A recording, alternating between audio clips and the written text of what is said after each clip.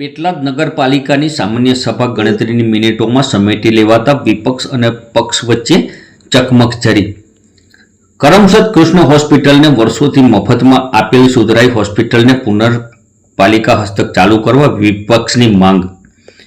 પેટલાદ નગરપાલિકાની સામાન્ય સભા નગરપાલિકા પ્રમુખ જિગ્નેશભાઈ જોશીના અધ્યક્ષસ્થાને તેમજ ઉપપ્રમુખ મનીષાબેન ચૌહાણ તથા ચીફ ઓફિસર ચંદ્રકાંત દેસાઈની ઉપસ્થિતિમાં યોજાઈ હતી, જેમાં એજન્ડાના 25 કામોની તબક્કાવાર ચર્ચા હાથ ધરાઈ હતી, જેમાં કામ નંબર 10 અને 18 સત્તાપક્ષ દ્વારા મુલતવી રખાયા હતા, જેમાં બસ સ્ટેશન રોડ પર નવનિર્મિત બનેલા દુકાનોના નિયમો તથા ભાડાની દરવારી નક્કી કરવાનું કામ એજન્ડામાં લીધા બાદ મોકૂફ રખાતા વિરોધ પક્ષ સુધારો રજૂ કર્યો હતો, જ્યારે 23 કામોના પૈકી 5 કામો વિરોધ પક્ષના સુધારા આવતા 18 કામો સર્વાનુમતે અને 5 કામો બહુમતીના જોરે મંજૂર કર્યા હતા।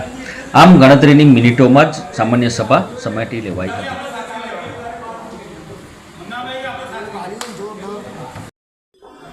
આજની સામાન્ય સભાની બેઠકમાં સર્વપ્રથમ રજાના રિપોર્ટ આવેલા છે।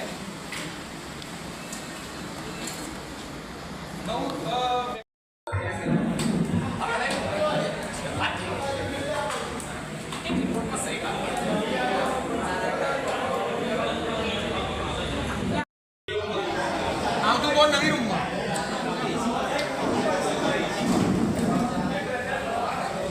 આપણે લઈ લેજે।